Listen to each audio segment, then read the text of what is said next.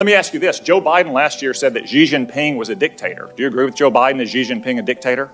Senator, I'm not going to comment on any world leaders.